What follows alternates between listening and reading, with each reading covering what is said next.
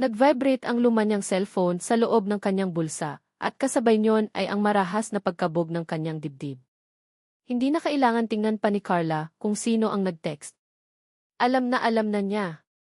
Isang malamig na takot ang gumapang mula sa kanyang batok hanggang sa mga talampakan. Carla, alam namin kung nasaan ka. Huling babala. Bayaran mo ang utang ng magaling mong boyfriend kung ayaw mong kami mismo ang maningil sa pamilya mo sa probinsya. Napapikit siya ng mariin. Hindi niya utang iyon. Utang iyon ni Marco, ang lalaking pinagkatiwalaan niya ng lahat, pero iniwan lang siyang lugmok sa mga problemang ito. Ngunit para sa mga maniningil, walang pagkakaiba iyon. Ang pangalan niya ang ginamit na co-maker. Siya ang habol-habol nila. Kaya narito siya sa Makati, nagtatago, nakikipagsapalaran, at naghahanap ng kahit anong trabaho para lang may maipadala sa kanyang nanay at sa nag-aaral niyang kapatid. Para mabayaran ang isang utang na unti-unting sumisira sa kanyang buhay.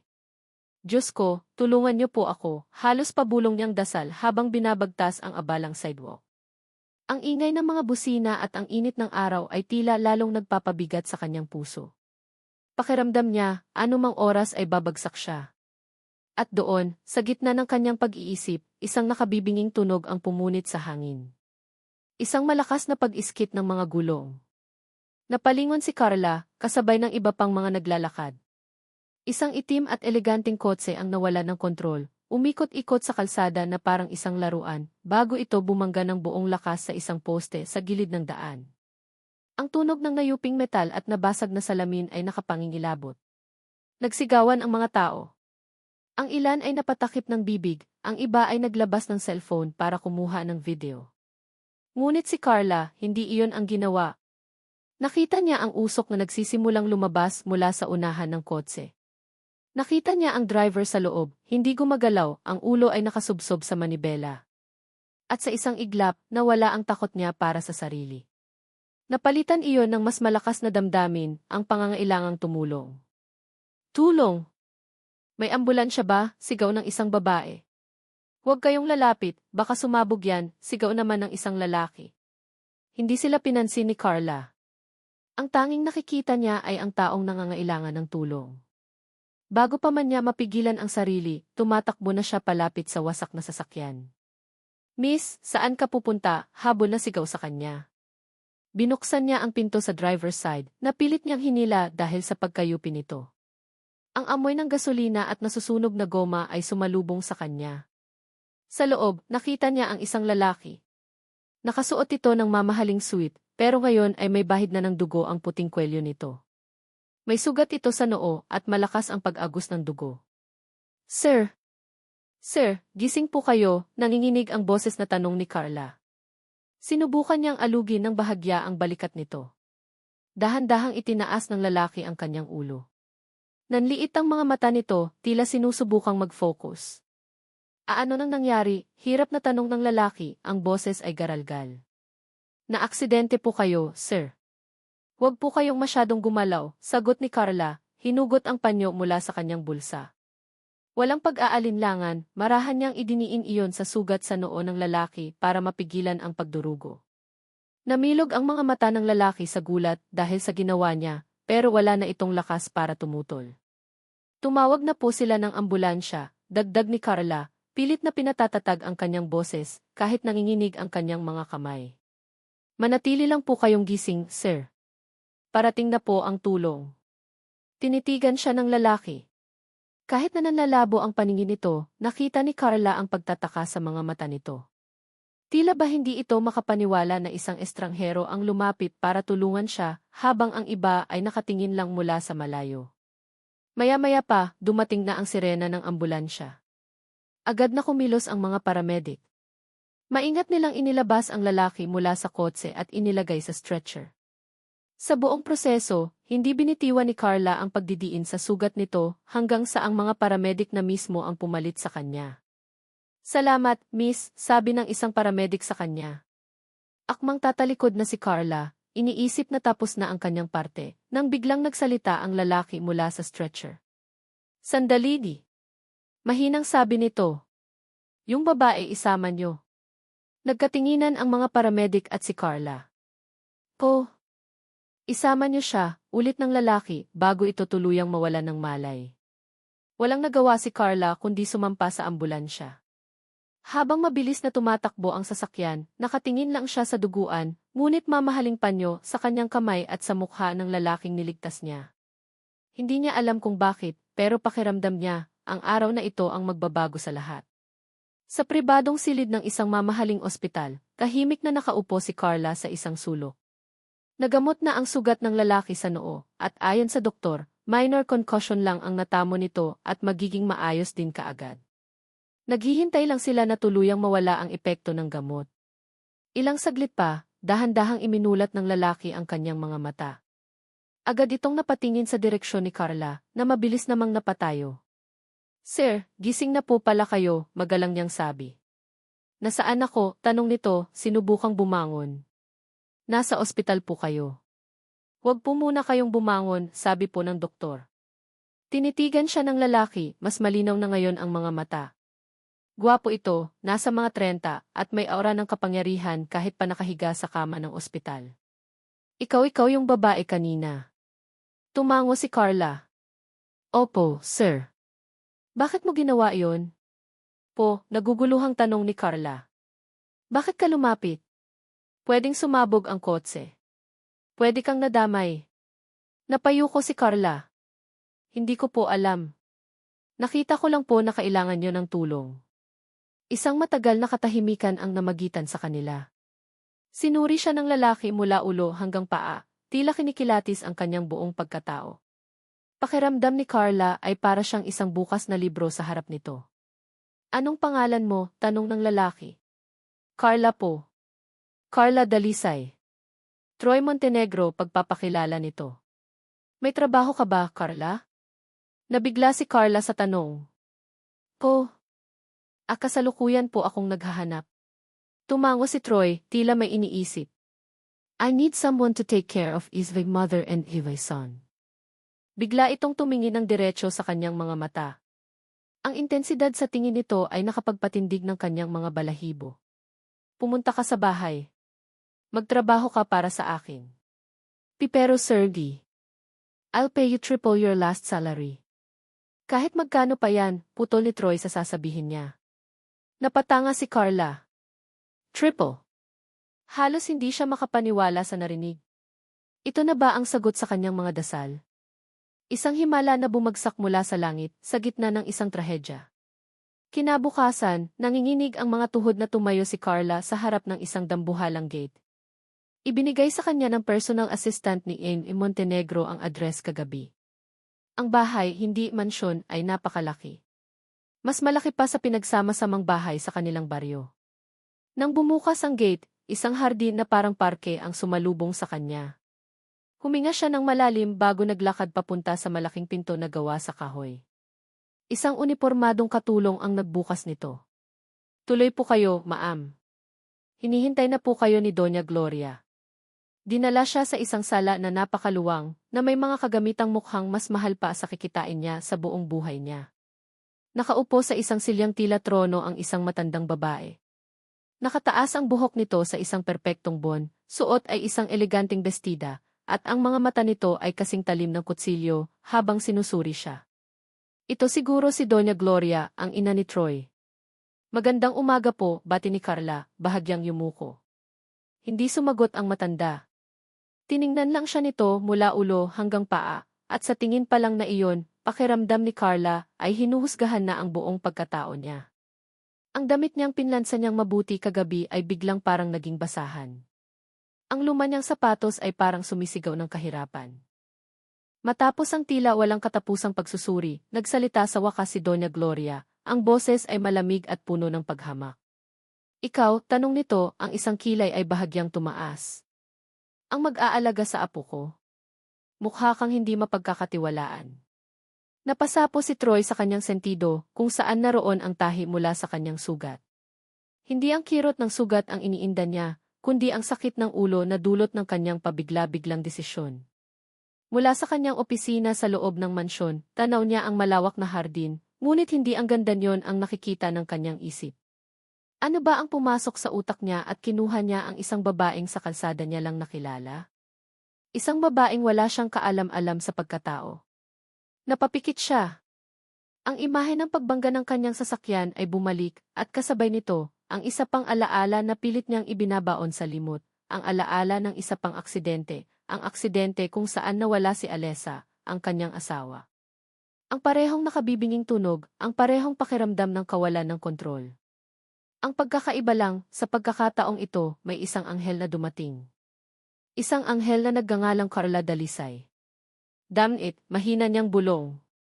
Ginawa niya ang isang bagay na hindi niya kailanman ginagawa, kumilos siya base sa emosyon, hindi sa lohika. At ngayon, ang babaeng iyon ay nasa ibaba, kaharap ang kanyang ina na siguradong ginagawa ng impyerno ang buhay nito. Binuksan niya ang kanyang laptop at pinuntahan ang live feed ng mga geeks camera sa bahay. Isang ugali na niya ito, isang paraan para bantayan ang lahat ng hindi niya kailangang makihalubilo. Nakita niya ang sala. Si Carla, nakatayo at nakayuko, habang si Doña Gloria ay nakaupo na parang reyna sa kanyang trono. Kitang-kita niya ang paghamak sa mukha ng kanyang ina. At si Carla? Tumatanggap lang. Walang galit, walang pagtutol. Tila sanay na itong maliitin. Isang inis ang kumulo sa dibdib ni Troy, pero hindi niya sigurado kung para kanino, sa kanyang ina ba, o kay Carla na hindi man lang lumalaban. Inilipat niya ang kamera sa hallway ng ikalawang palapag, malapit sa kwarto ng kanyang anak. At doon, nakita niya muli si Carla pagkatapos nitong makaalis sa sala. Nakatayo ito sa labas ng nakasaradong pinto ng kwarto ni Leo. Kumatok ito ng marahan. Leo! Ako si Ate Carla, malumanay na sabi nito, sapat lang para marinig ng munting mikropono ng K. Gusto mo bang maglaro? Walang sagot. Hindi umalis si Carla. Sa halip, umupo ito sa sahig, isinandal ang likod sa pader sa tapat ng pinto. At nagsimula itong humimig ng isang lumang awiting pambata. Mahina lang, sapat na para sa sarili niya. Pinanood siya ni Troy mula sa screen. 10 minuto. 20 minuto. Nananatili lang doon si Carla, humihimig, naghihintay. Isang kakaibang pagtataka ang naramdaman ni Troy. Ang mga yayang kinuha niya noon, sumusuko agad pagkatapos ng ilang pagsubok. Pero ang babaeng ito mayroon siyang kakaibang pasensya. Isang pasensya na matagal nang nawala sa pamilyang ito. Isang tawag sa kanyang intercom ang pumutol sa kanyang pagmamasid. Sir Troy, narito po si Ma'am Cassandra. Papasukin mo siya, sagot niya. Ilang saglit pa, pumasok na sa kanyang opisina si Cassandra de Villa, ang kanyang business partner at matalik na kaibigan mula pagkabata. Maganda, matalino at laging alam kung ano ang sasabihin. Troy, I heard what happened. Diyos ko, nag-alala ako ng husto, sabi nito at niyakap siya. Kamusta ka na? That wound looks bad. I'm fine, Cass. Just a scratch, sagot ni Troy, umupo muli sa kanyang silya. Mabuti naman. Dinalhan ko nga pala ng bagong robot si Leo, sabi ni Cassandra, ipinatong ang isang mamahaling laruan sa kanyang mesa. And I saw the new Yaya downstairs. Ang simple niya, no? Tumingin si Troy kay Cassandra. Alam niya ang tonong iyon. She saved my life, Cass. Oh, I know. And that's very noble of her, mabilis na sagot ni Cassandra, ngumiti ng matamis. Kaya lang you can never be too careful with her kind, Troy. Mahirap na. You should have her background checked thoroughly. Baka may tinataguan o baka may masamang balak. Ginawa mo na ba? Umigting ang panga ni Troy. I trust the judgment. Of course, you do, sabi ni Cassandra, tinapik ang kanyang balikat. I'm just looking out for you as always. Anyway, I have to go. May meeting pa ako. Just be careful, okay? Nang makaalis si Cassandra, naiwan si Troy na muling nag-iisip. Ang mga salita ni Cassandra, na parang lason, ay nagsimulang gumapang sa kanyang isipan, nagtatanim ng binhi ng pagdududa. Ang hapunan ng gabing iyon ay puno ng tensyon. Tahimik lang na kumakain si Carla sa isang dulo ng mahabang mesa, tila takot na gumawa ng kahit anong ingay. Saan ka nga ulit galing, Hija? Basag ni Doña Gloria sa katahimikan. Sa Batangas po, magalang na sagot ni Carla. At bakit ka napadpad dito sa Maynila? Anong trabaho ng mga magulang mo? sunod-sunod na tanong ng matanda. Napayuko si Carla. Magsasaka po ang tatay ko. Ang nanay ko po ay nasa bahay lang. Ah, magsasaka, ulit ni Doña Gloria, may bahid ng pangmamata sa boses. Kaya naman pala Akmang may sasabihin pa ang matanda nang biglang magsalita si Troy, ang boses ay kalmado ngunit may bigat. Mama, she's here to take care of Leo, not to be interrogated. Nagulat si Doña Gloria. Maging si Carla ay napatingin kay Troy, hindi makapaniwala na ipinagtanggol siya nito. Sandaling katahimikan ang bumalot sa kanila bago nagpatuloy si Troy. Carla, kamusta si Leo? Sinubukan mo ba siyang kausapin? Tumango si Carla. Opo, sir. Pero ayaw pa rin po niyang buksan ang pinto. Bumuntong hininga si Troy. Iyon na naman. Ang pader na itinayo ni Leo sa pagitan niya at ng mundo. Bigla, isang malakas na tunog ng pagbagsak at nabasag na bagay ang narinig nila mula sa itaas. Leo, sabay na sigaw ni Troy at Doña Gloria. Mabilis na tumakbo si Troy paakyat, kasunod si Carla. Pilit niyang binuksan ang pinto ng kwarto ni Leo na laging nakalock. Nang mabuksan niya ito, isang magulong eksena ang tumambad sa kanila. Nakakalat sa sahig ang mga piraso ng nabasag na lampshade. At sa gitna ng lahat, si Leo, humahagulgol, habang si Carla ay nakaluhod sa harap nito, sinusubukang hawakan siya. Huwag mo akong hawakan, sigaw ng bata, tinutulak si Carla palayo. Puno ng luha at galit ang mga mata nito habang nakatingin kay Carla, at pagkatapos ay sa kanyang ama. I want mommy, humahagulgol na sigaw ni Leo, ang maliliit na kamao ay nakakuyom. I want mommy. Not her. Ang mga salitang binitiwan ng batang si Leo, I want mommy. Not her. Ay tumatak sa isip ni Carla hanggang sa kanyang pagtulog. Hindi galit o sama ng loob ang naramdaman niya, kundi isang malalim na awa. Nakita niya sa mga mata ng bata ang isang sugat na hindi kayang gamutin ng kahit sinong yaya. Isang butas na iniwan ng isang ina. Kinabukasan, sa halip na kumatok at piliting maglaro si Leo, ibang paraan ang sinubukan ni Carla. Kumuha siya ng isang malaking puting kartolina at isang kahon ng bagong-bagong krayola. Dala-dala ang mga iyon, umupo siyang muli sa sahig sa tapat ng kwarto ni Leo, isinandal ang likod sa malamig na pader. Hindi siya nagsalita. Hindi siya kumatok. Binuksan niya ang kahon ng krayola at nagsimulang gumuhit. Gumuhit siya ng isang malaking bahay kubo na may mga bulaklak sa paligid at isang araw na nakangiti. Ang uri ng tanawin na kinalakihan niya sa probinsya. Tahimik lang siyang gumuguhit, hinahayaan ang tunog ng pagkaskas ng krayola sa papel ang maging tanging ingay sa pasilyo. Ilang minuto ang lumipas. Dahan-dahan, halos walang tunog, bumukas ng bahagya ang pinto ng kwarto ni Leo. Isang maliit na siwang lang. Sumilip mula roon ang isang pares ng mga matang puno ng pag-usisa. Hindi lumingon si Carla. Nagpatuloy lang siya sa pagguhit na para bang hindi niya napansin ang pagbukas ng pinto. Dahan-dahang lumabas si Leo sa kanyang kwarto, ang paborito niyang stuffed toy na oso ay yakap-yakap. Tumayo siya sa likod ni Carla, pinapanood ang nabubuong larawan sa kartolina. Kumuha si Carla ng isa pang puting papel at inilapag iyon sa sahig sa tabi niya, kasama ang kahon ng krayola. Isa itong imbitasyon na walang salita. Nag-atubili si Leo. Ngunit pagkaraan ng ilang sandali, dahan-dahan siyang umupo sa sahig, ilang pulgada ang layo mula kay Carla. Kumuha siya ng isang itim na krayola. At nagsimula siyang gumuhit. Hindi nagsalita si Carla. Hinayaan niya lang ang bata. Sinulyapan niya ang ginuguhit ni Leo. Mga tuwid na linya, mga bilog, mga hugis na hindi niya maintindihan noong una.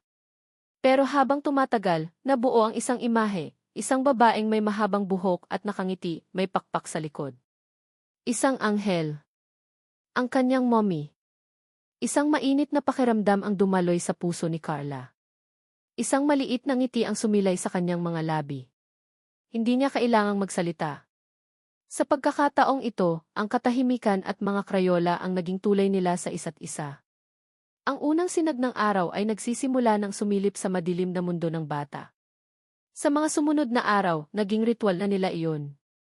Ang pagguhit sa labas ng kwarto. Hanggang isang hapon, si Leo na mismo ang nag-aya. Gawa tayo ng cookies, sabi nito sa mahinang boses, ang unang pagkakataon na kusa itong nagsalita sa kanya. Halos mapatalon sa tuwa si Carla. Sige ba? Marunong akong gumawa ng chocolate chip cookies. Paborito iyan ng kapatid ko. Ang kusina ng mga Montenegro ay parang isang restaurant. Kumpleto sa gamit, malinis at malawak. Sa tulong ng head cook ng pamilya, inihanda nila ang lahat ng sangkap.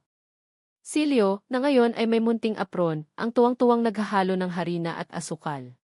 Tumalsik ang harina sa kung saan-saan, napuno ng mansa ng tsokolate ang kanilang mga damit, pero ang halakhak ng bata ang pumuno sa buong kusina. Isang tunog na matagal nang hindi naririnig sa bahay na iyon. Ate Carla, may harina ka sa mukha, natatawang sabi ni Leo, itinuturo ang pisngi ni Carla. Ikaw din naman biro ni Carla, at kinurot ng bahagya ang ilong ng bata na mayroon ding harina. Sa gitna ng kanilang tawanan at harutan, hindi nila namalayan ang pagdating ni Troy. Nakatayo ito sa may pinto ng kusina, nakasandal, ang mga braso ay magkasalikop sa dibdib. Walang nakakaalam kung gaano na siya katagal doon. Ang malamig at seryosong mukha ng Sihi ay napalitan ng isang malambot na ekspresyon habang pinapanood ang kanyang anak na tumatawa, isang tunay at masayang tawa. Sabi ni Troy, para ipaalam ang kanyang presensya. Natigilan sina Carla at Leo. Agad na nawala ang ngiti sa mukha ng bata at nagtago ito sa likod ni Carla. Sir, kanina pa po kayo, nahihiyang tanong ni Carla, pinupunasan ang kanyang mga kamay sa apron. Kararating ko lang, sagot ni Troy, bagamat hindi iyon totoo. Naglakad siya palapit. Mukhang masaya kayo. Nagagawa po kami ng cookies, sir, sabi ni Carla. Lumapit si Troy kay Carla. May dumi ka pa, sabi nito. Bago pa man makakilos si Carla, itinaas na ni Troy ang kanyang kamay at dahan-dahang pinunasan ng kanyang hinlalaki ang harina sa pisngi ni Carla. 1,000 boltahe ng kuryente ang tila dumaloy sa buong katawan ni Carla. Natigilan siya. Ang init ng balat ni Troy sa kanyang pisngi ay nagpadala ng kakaibang kilabot sa kanyang batok. Napatingin siya sa mga mata nito. Sa ganoong kalapitan, nakita niya ang mga ito, hindi lang malamig at seryoso, kundi mayroon ding lungkot at isang bagay pa na hindi niya mapangalanan. Ang puso niya ay nagsimulang tumibok ng sobrang bilis na parang gustong kumawala sa kanyang dibdib. Ang sandaling iyon ay tila tumagal ng habang buhay, kahit ilang segundo lang naman talaga. Agad na binawi ni Troy ang kanyang kamay na tila napaso. Umiwas ito ng tingin at bahagyang umubo. Ipagpatuloy niyo na iyan, sabi nito bago mabilis na tumalikod at umalis ng kusina. Naiwan si Carla na nakatayo roon, tulala, ang mga daliri ay marahang idinampi sa pisngi kung saan dumapo ang kamay ni Troy. Ang init ay naroon pa rin. Ang tibok ng kanyang puso ay hindi pa rin kumakalma. Ang saya at kilig na naramdaman ni Carla ay biglang naglaho kinagabihan. Habang nagdidilig siya ng mga halaman sa hardin, nag-vibrate ang kanyang cellphone. Isang numero na hindi nakarehistro. Nanginginig niyang sinagot iyon. Carla, akala mo makakatakas ka sa akin, ha? Isang pamilyar at kinatatakutan niyang boses ang narinig niya mula sa kabilang linya. Si Aling Nena, ang pinagkakautangan ni Marco. Paano niyo po nalaman ang numero ko, nauutal na. Sa unang pagkakataon sa loob ng mahabang panahon, gumaan ang pakiramdam ni Troy. Nakaupo siya sa kanyang opisina, pero sa halip ng mga financial reports, ang feed mula sa hardin ang kanyang tinitingnan. Naroon si Leo, tumatawa habang tinutulungan si Carla na magdilig ng mga halaman. Ang halakhak ng kanyang anak. Isang tunog na akala niya ay hindi na niya muling maririnig. Isang ngiti ang gumuhit sa labi ni Troy. Hindi niya inaasahan ito. Hindi niya inaasahan na ang babaeng bigla niyang pinapasok sa kanilang buhay ang magiging susi para unti-unting buksan ang nakasaradong mundo ng kanyang anak. Dahil kay Carla, ang mansyon na dati malamig at malungkot ay nagkaroon ng bahagyang init. Kinuha niya ang cellphone para tawagan ang kanyang department. Ipapabigay na niya kay Carla ang kontrata. Gagawin na niyang permanente ang posisyon nito. Ito na siguro ang simula. Ang simula ng paghilom. Ngunit ang katahimikan ay biglang pinunit ng isang nakatitiling sigaw. Troy! Troy, anak!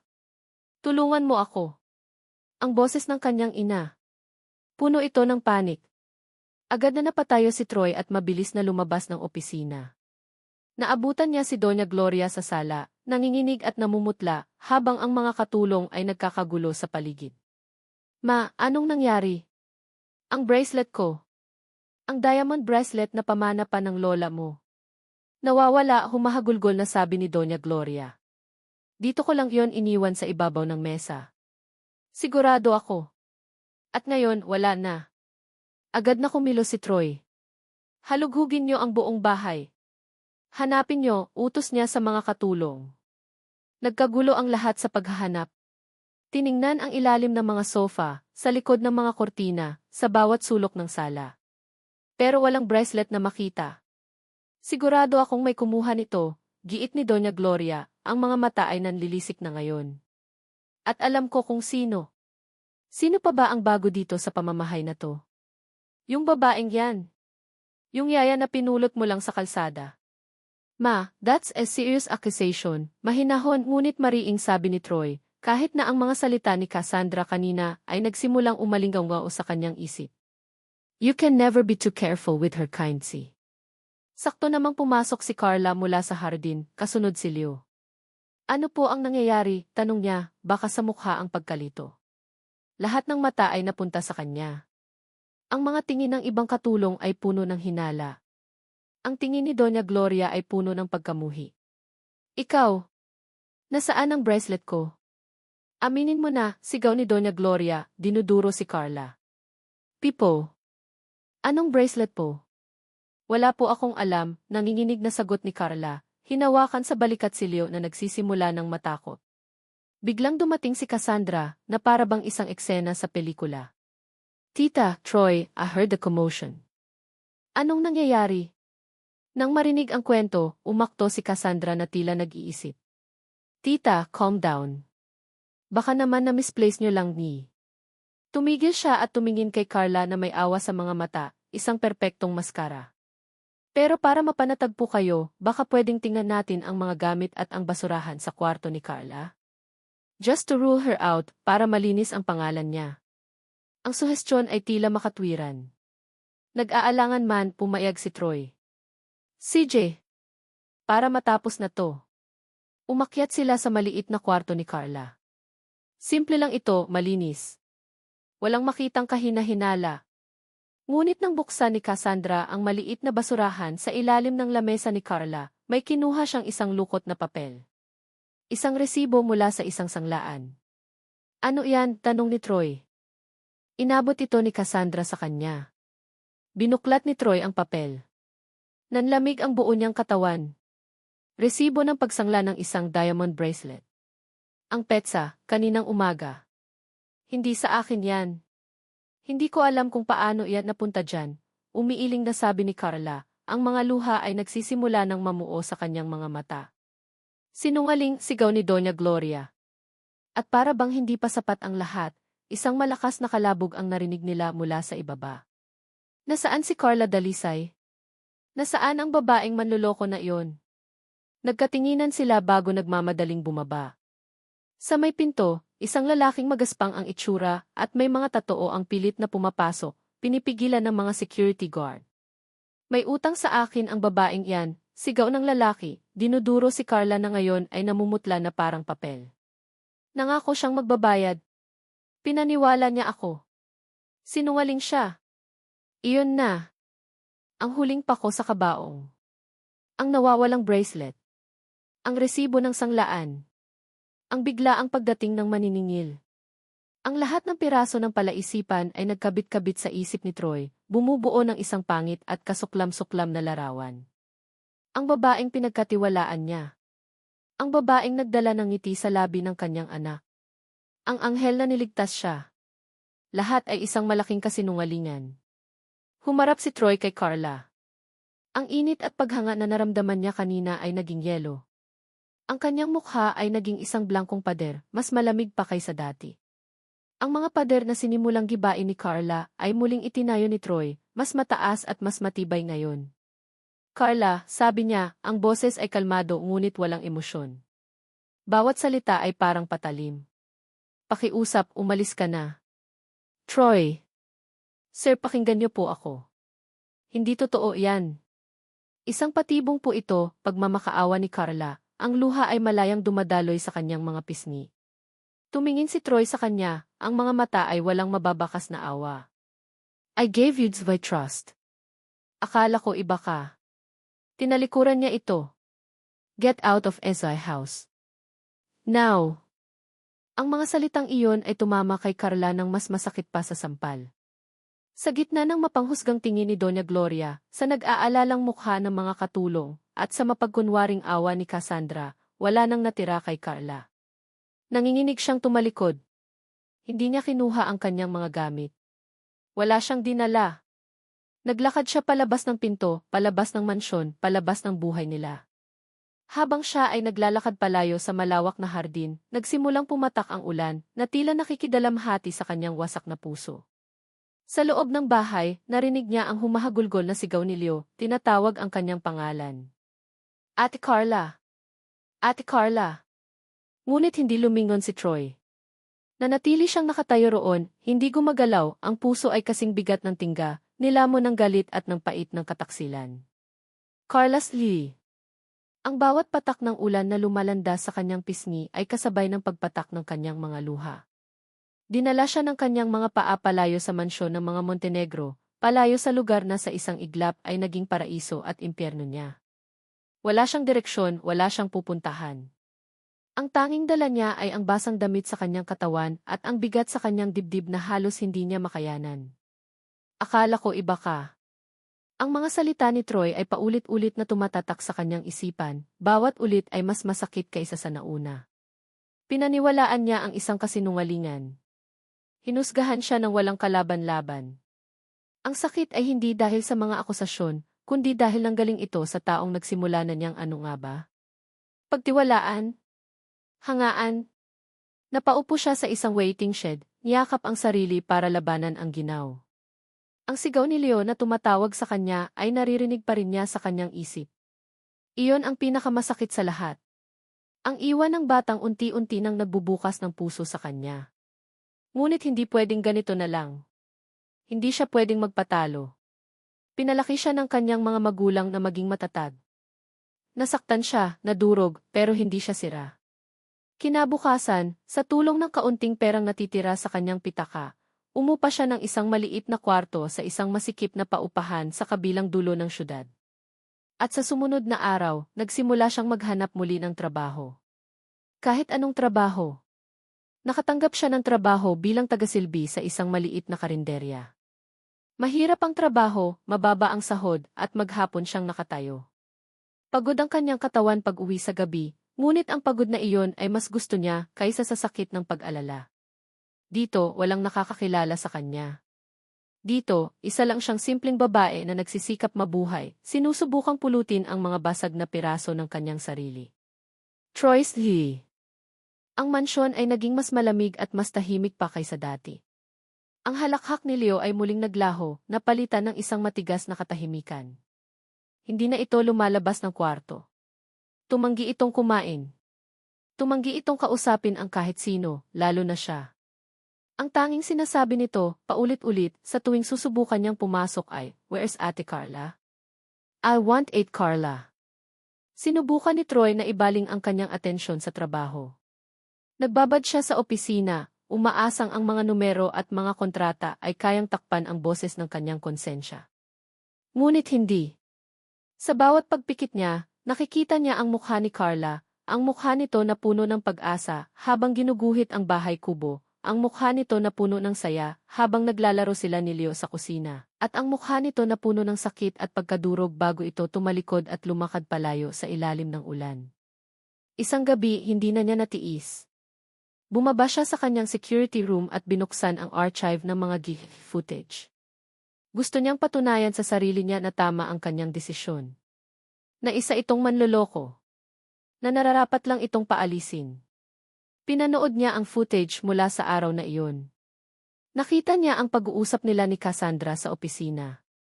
Pinanood niya ang pagdating ni Carla mula sa hardin. Pinanood niya ang buong eksena ng komprontasyon.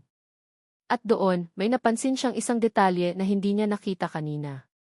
Bago pa man dumating si Carla sa sala, habang nagkakagulo na ang lahat, dahil sa nawawalang bracelet, nakita niya sa kamera si Cassandra na mabilis at palihim na umakyat sa ikalawang palapag. Nagpunta ito sa direksyon ng kwarto ni Carla. Ilang sandali lang itong nawala sa view ng kamera, bago ito muling bumaba at umaktong kararating lang. Kinilabutan si Troy. Baka pwedeng tingnan natin ang mga gamit at ang basurahan sa kwarto ni Carla? Ang mga salita ni Cassandra ay umalingaw-ngaw. Siya ang nagsuhestyon. Siya ang nakakita ng resibo. Mabilis niyang ni-rewind ang isa pang footage, ang kuha sa labas ng gate. Ang lalaking maniningil. Nakita niyang pagkatapos itong paalisin ng mga gwardiya, hindi ito naglakad palayo. Naghintay ito sa isang eskinita, at ilang minuto lang ang lumipas, isang pamilyar na kotse ang huminto sa tapat nito. Bumukas ang bintana, may iniabot sa lalaki, at mabilis na umalis ang kotse. Ang kotse ni Cassandra. Isang malamig na pakiramdam ang gumapang sa kanyang likod. Isang kasinungalingan. Isang malaking, planadong kasinungalingan. Hindi si Carla ang manloloko. Siya ang niloko. At siya, sa kanyang galit at pagdududa, ay naging instrumento para saktan ang isang inosenteng tao. Kasabay nito, isang tawag ang natanggap niya mula sa yaya na nagbabantay kay Leo. Sir! Sir Troy, ang taas po ng lagnat ni Leo. Hindi po namin mapababa. Mabilis siyang tumakbo paakyat. Nakita niya ang kanyang anak, nakahiga sa kama, namumula ang mukha at nanginginig sa ginaw. Sa gitna ng kanyang lagnat, isang pangalan lang ang paulit-ulit na binabanggit nito sa pagitan ng mga hikbi. Ate Carla. Ate Carla di. Sa tabi ng kama, nakatayo si Doña Gloria, ang mukha ay puno ng pag-aalala at sa unang pagkakataon, bakas ang pagsisisi. Tumingin ito kay Troy, ang mga mata ay may sinasabing hindi kayang bigkasin ng kanyang mga labi. Sa sandaling iyon, alam ni Troy na pareho sila ng iniisip. Nagkamali sila. Isang malaking pagkakamali. Mabilis niyang tinawagan ang kanyang personal assistant. Mark, I need you to do something for me. Right now. Hanapin mo ang tayangge ng sanglaan na nasa resibong ibinigay ko sa iyo. At yung lalaking nagsabing may utang si Carla, I want you to find him. Use all our resources. Don't care what it takes. Kinabukasan, habang binabantayan niya si Leo na medyo bumuti na ang kalagayan, pumasok si Mark sa silid, may dalang folder. Sir, simula nito. Kinumpirma po ng mga tauhan ko. Ang sanglaan na nakasulat sa resibo hindi po nag-i-exist. Walang ganoong pangalan ng pawn shop sa address na nakalagay. At yung lalaki pong maniningil naglaho na po na parang bula. Walang record, walang makapagsabi kung saan nagpunta. Kinuyom ni Troy ang kanyang kamao. Kumpirmado. Lahat ay isang palabas. Isang masakit at maduming palabas na sinakyan niya. Ang galit niya kay Carla ay napalitan ng isang matinding galit para kay Cassandra, at isang mas matinding galit para sa kanyang sarili. Paano niya nagawang maging ganito kabulag? Ang sagot ay simple. Ang laso ng nakaraan. Ang takot na muling maloko at masaktan, ang sugat na iniwan ni Alessa, ay ginamit ni Cassandra laban sa kanya. At nagtagumpay ito. Ngunit may isang bagay pa siyang kailangang malaman. Isang bagay na matagal na niyang ibinaon sa limot dahil sa sakit. Bumalik siya sa kanyang opisina. Mayroon siyang isang external hard drive kung saan nakatago ang lahat ng kopya ng files mula sa mga lumang gamit ni Alessa. Dati hindi niya ito kayang tingnan. Ngayon, kailangan niya. Hinalungkat niya ang mga folder, hinahanap ang audio files mula sa lumang cellphone ni Alessa. May isang file doon na laging nilalaktawan ng kanyang mga mata. Isang recording na may titulong Ihuling Pag-uusap. Nanginginig ang kamay na pinindot niya ang play button. Narinig niya ang boses ni Alessa, humihikbi. Bakit mo ginagawa sa akin to? Magkaibigan tayo At pagkatapos, isang boses ang sumagot. Isang boses na kilalang-kilala niya. Matamis, malambing, ngunit puno ng lason. Ang boses ni Cassandra. Dahil hindi ka nababagay sa kanya, Alessa. Hindi ka karapat-dapat para kay Troy. Ako dapat ang nasa posisyon mo. At sisiguraduhin kong mangyayari iyon. Sisirain kita hanggang sa ikaw na mismo ang sumuko. Nabitawan ni Troy ang mouse. Ang audio file ay nagpatuloy, inilalantad ang mga linggo ng paninirang puri. Ang mga linggo ng psychological torture, ang pagtatanim ng mga binhi ng pagdududa, ang bawat salitang ginamit ni Cassandra para itulak si Alessa sa dulo ng bangin. Ang huling narinig ni Troy ay ang tunog ng pag-end ng call na sinundan ng isang nakabibinging katahimikan. Nabitawan ni Troy ang mouse ng computer. Nanlamig ang buo niyang katawan na parang binuhusan ng yelo. Ang hangin ay tila ninakaw mula sa kanyang mga baga. Ang buong mundo niya, ang pundasyon ng kanyang mga pinagkakatiwalaan, ay gumuho sa isang iglap. Si Cassandra, ang kanyang matalik na kaibigan. Ang i-ate ng kanyang anak. Ang taong tinakbuhan niya para sa suporta ng mamatay si Alessa. Siya ang may kasalanan. Isang galit na hindi pa niya naramdaman kailanman ang umakyat mula sa kanyang sikmura, isang mainit, marahas, at mapanirang galit. Ngunit sa ilalim ng galit na iyon ay may mas malalim na emosyon, isang pagsisisi na parang asidong unti-unting tumutunaw sa kanyang kaluluwa. Naging bulag siya. Ang mga senyales ay naroon pala sa simula't simula pa. Ang mga paalala ni Cassandra tungkol kay Alessa. Ang mga suhestyon nito tungkol kay Carla. Lahat ay parte ng isang napakahabang laro at siya ang naging pinakamalaking piyesa. Ginamit siya nito para sirain ang dalawang babaeng walang ginawa kundi mahalin siya at ang kanyang pamilya. Tumayo siya. Ang kanyang mga kamay ay nakakuyom ng napakahigpit na namuti na ang kanyang mga buko. Mayroon siyang isang gagawin. Isang bagay na dapat ay matagal na niyang ginawa. Kinabukasan, sa taunang stockholders meeting ng Montenegro Corp, lahat ay nasa ayos. Ang mga board member ay nakaupo sa mahabang mesa, ang mga presentasyon ay nakahanda. Pumasok si Cassandra, suot ang isang mamahaling power suit, ang kanyang ngiti ay kasingkinang ng kanyang mga alahas. Umupo siya sa tabi ni Troy. "You look terrible," bulong nito sa kanya. "Hindi ka pa ba nakaka-recover sa drama ng yaya na yon?" Hindi siya pinansin ni Troy. Tumingin lang siya ng diretso sa harap. Hinintay niyang magsimula ang meeting. Hinintay niyang simulan ng CE ang presentasyon tungkol sa kita ng kumpanya. At sa gitna ng lahat, tumayo siya. "Excuse me," sabi ni Troy, ang boses ay kalmado ngunit may bigat na nagpatigil sa buong silid. "Before we continue, there's a more urgent matter need to address. A matter of trust and betrayal." Nagkatinginan ang mga board member. Napakunot ang noo ni Cassandra. "Troy, what is this?" Hindi sumagot si Troy. Kinuha niya ang isang maliit na audio device at isinaksak iyon sa sound system ng conference room. "I want you all to listen to something," sabi niya. At pinindot niya ang play. Ang boses ni Alessa, puno ng pighati, ang unang umalinggaw sa mamahaling silid. "Bakit mo ginagawa sa akin to? Magkaibigan tayo Sinundan ito ng boses ni Cassandra. "Dahil hindi ka nababagay sa kanya, Alessa. Ako dapat ang nasa posisyon mo Napatayo si Cassandra, ang mukha ay biglang nawalan ng kulay. "Troy, stop this. Saan mo nakuha yan? That's fake." Ngunit huli na ang lahat. Lahat ng tao sa silid ay nakarinig. Ang maskara ni Cassandra ay tuluyan ng natanggal. "Ito ang babaeng pinagkatiwalaan nating lahat," sabi ni Troy, ang galit ay nagsisimula ng kumulog sa kanyang boses. Itinuro niya si Cassandra.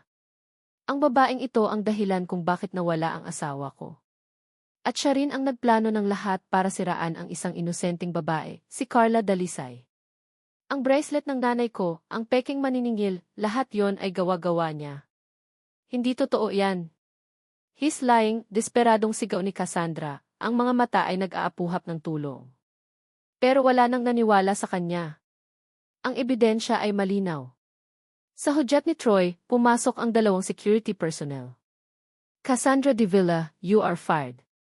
At sisiguraduhin kong haharapin mo sa batas ang lahat ng ginawa mo," sabi ni Troy, ang boses ay malamig na parang yelo. Habang kinakaladkad ng mga gwardya si Cassandra palabas ng silid, nagpupumiglas at sumisigaw, hindi na siya pinansin ni Troy. Ang galit niya ay biglang napalitan ng isang matinding pangangailangan. Isang pangangailangang itama ang kanyang pagkakamali. Tumakbo siya. Hindi na niya pinansin ang gulat ng mga miyembro ng board. Tumakbo siya palabas ng building, sumakay sa kanyang kotse, at pinaharurot ito. Isa lang ang nasa isip niya, si Carla. Dinala siya ng kanyang mga alaala at ng impormasyong nakuha ng kanyang tauhan sa isang maliit, maingay at masikip na kalye. Huminto siya sa tapat ng isang karinderya. At sa loob, sa likod ng isang counter na puno ng mga maruruming plato, nakita niya ito. Nakita niya si Carla. Pagod ang kanyang mukha, may butil ng pawis sa kanyang noo, pero nagpupunas pa rin siya ng mga mesa. Ang anghel na nagligtas sa kanya, ang babaeng nagbalik ng tawa sa kanyang anak, ay nabubuhay ngayon sa ganitong paraan dahil sa kanya. Dahil sa katangahan niya. Isang matinding sakit ang bumaril sa kanyang puso.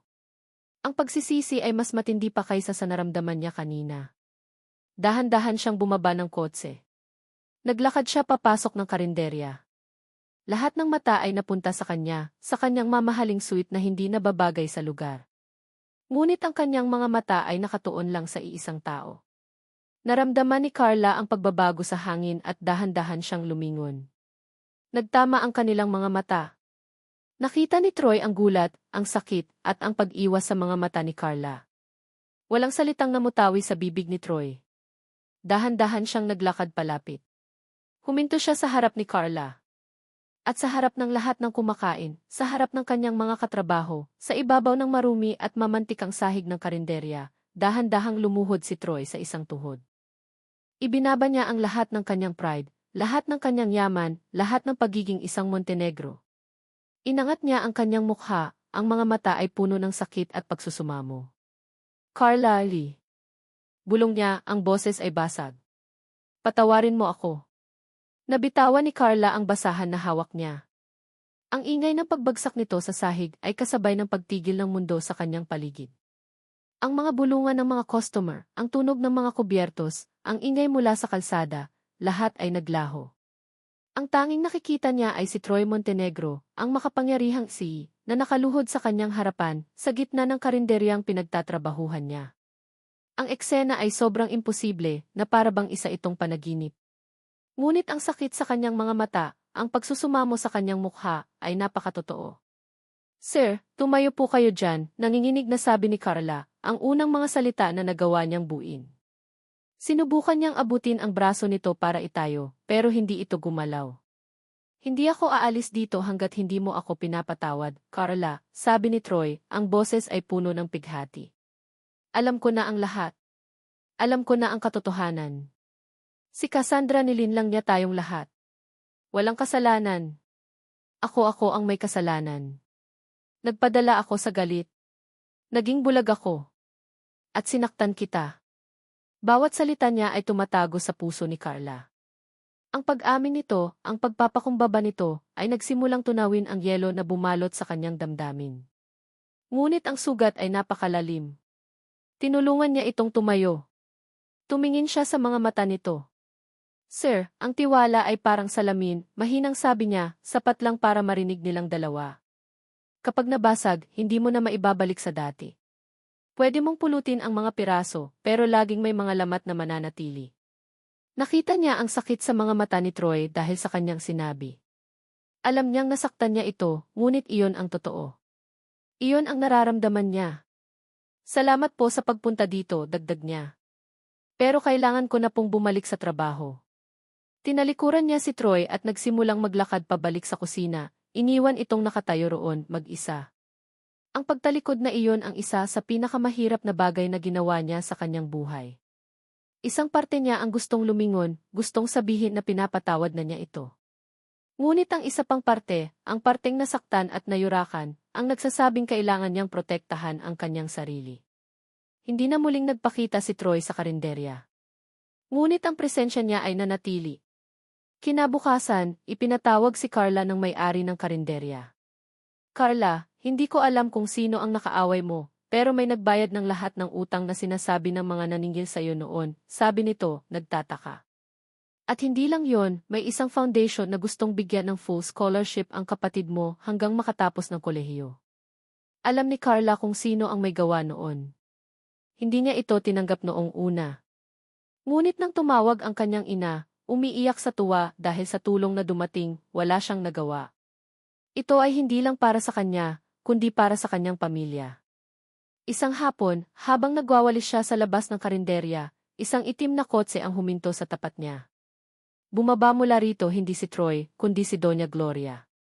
Ang matapobreng matriarch ay nakatayo sa kanyang harapan, hindi na suot ang kanyang mapagmataas na aura, kundi isang mukha na puno ng hiya at pag-aalinlangan. Hiya, simula nito, ang boses ay nanginginig. Pumunta ako dito para humingi ng tawad. Ako naging malupit ako sa'yo. Hinusgahan kita ng dahil lang sa iyong estado sa buhay. Ang nangyari sa apo ko ako ang may kasalanan. Sana mapatawad mo ang isang matandang tulad ko. Ang pagpapakumbaba ng isang babaeng minsan ay tumingin sa kanya na parang basura ang tuluyang gumiba sa mga pader na itinayo ni Carla. Tumango siya, ang mga luha ay nagsimulang mamuo sa kanyang mga mata. Nang gabing iyon, habang nakahiga siya sa kanyang maliit na kwarto, napagtanto niya ang isang bagay. Ang pagtanggi niyang patawarin si Troy ay hindi na lang dahil sa sakit. Ito ay dahil sa takot. Takot na baka sa huli, hindi pa rin siya karapat-dapat. Na baka tama si Doña Gloria noon, isa lang siyang hamak na yaya, at si Troy ay isang si. Ang laso na matagal na niyang daladala, ang pagiging mababa ng tingin sa sarili, ay kumakain pa rin sa kanya. At sa sandaling iyon, nagdesisyon siya. Hindi na siya magpapadala sa takot. Oras na para kilalanin ang sarili niyang halaga. Oras na para manindigan para sa kaligayahang nararapat sa kanya. Kinabukasan, hindi siya pumasok sa trabaho. Sa halip, sumakay siya ng bus at nagpahatid sa pamilyar na address. Muli siyang tumayo sa harap ng dambuhalang gate ng mga Montenegro. Ngunit ngayon, iba na. Nakataas ang kanyang noo. Wala na ang takot at pag-aalinlangan. Pinapasok siya ng gwardiya. Naglakad siya sa pamilyar na hardin. At doon, sa ilalim ng isang malaking puno, nakita niya ito. Nakaupo sa isang kumot sa damuhan si Troy, matyagang binabasahan ng libro si Leo.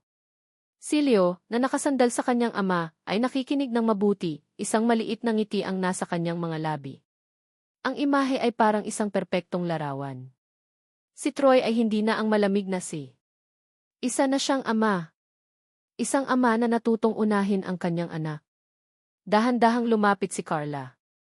Narinig ni Troy ang kanyang mga yabag at dahan-dahan itong lumingon. Ang pag-asa, takot at pagtataka ay mababanaag sa kanyang mga mata. Ate Carla, sigaw ni Leo at mabilis na tumakbo para yakapin siya. Niyakap siya ni Carla ng mahigpit, nilanghap ang pamilyar na amoy ng bata. Troy, sabi ni Carla, binitiwan si Leo at humarap sa lalaking nakatayo na ngayon. Ito ang unang pagkakataon na tinawag niya ito sa pangalan. Napalunok si Troy, naghihintay. Ngumiti si Carla, isang tunay at payapang ngiti. Ang tulay, kahit nasira, ay pwedeng itayo ulit, sabi niya, inuulit ang sarili niyang mga salita noon. Basta't mas matibay na ngayon. Isang ngiti ng relief at purong kaligayahan ang sumilay sa mga labi ni Troy. Dahan-dahan niyang inilahad ang kanyang kamay. Sa pagkakataong ito, walang pag-aalinlangan na tinanggap ito ni Carla. Ang init ng kanyang palad ay pamilyar at tama. Umupo sila sa kumot, si Leo ay masayang nasa gitna nila. Magkahawak ang kanilang mga kamay habang pinapanood nila si Leo na naglalaro sa damuhan. Walang perpektong katapusan. Alam nilang marami pa silang pagdadaanan. Ang paghilom ay isang proseso. Ngunit sa sandaling iyon, habang magkasama silang pinapanood ang paglubog ng araw, alam nila na sapat na ito. Sapat na ang pagpapatawad, pagtitiwala, at isang pag-ibig na sinubok ng panahon, para muling itayo ang anumang nasirang tulay at gawin itong mas matibay kaysa dati. At dito nagtatapos ang kwento ni Carla at Troy. Mga minamahal kong tagapakinig, mula sa kaibuturan ng aking puso, maraming salamat po. Salamat sa pagsama ninyo sa bawat pagpatak ng luha, sa bawat pagkabog ng dibdib, at sa bawat munting ngiti sa paglalakbay ni Carla, Troy, at ng batang si Leo. Ang pagsulat ng kanilang kwento ay isang paglalakbay din para sa akin. Isang paalala na sa gitna ng mga pagsubok, ng mga kasinungalingan, at ng isang mapanghusgang lipunan, mayroon pa ring puwang para sa pag-asa at paghilom. Naway baunin ninyo sa inyong mga puso ang aral na ang tunay na pag-ibig ay hindi natatakot sa pagkakaiba o nasusukat ng yaman. Ito ay ang katapangang magpatawad, ang lakas na bumangon mula sa pagkakamali, at ang pananampalatayang kayang itayong muli ang anumang nasirang tulay upang maging mas matibay pa kaysa dati. Ngayon, nais ko namang marinig ang inyong saloobin. Anong bahagi ng kwento ang pinakatumatak sa inyong puso? Anong aral ang inyong napulot mula sa pinagdaanan ng ating mga bida? Huwag po kayong mag-atubiling ibahagi ang inyong mga komento. Bawat isa ay mahalaga at lubos kong pinahalagahan. Hanggang sa muli nating pagkikita sa mga susunod pang kwentong ating pagsasaluhan. Ang inyong lingkod at tagapagkwento nagpapaalam.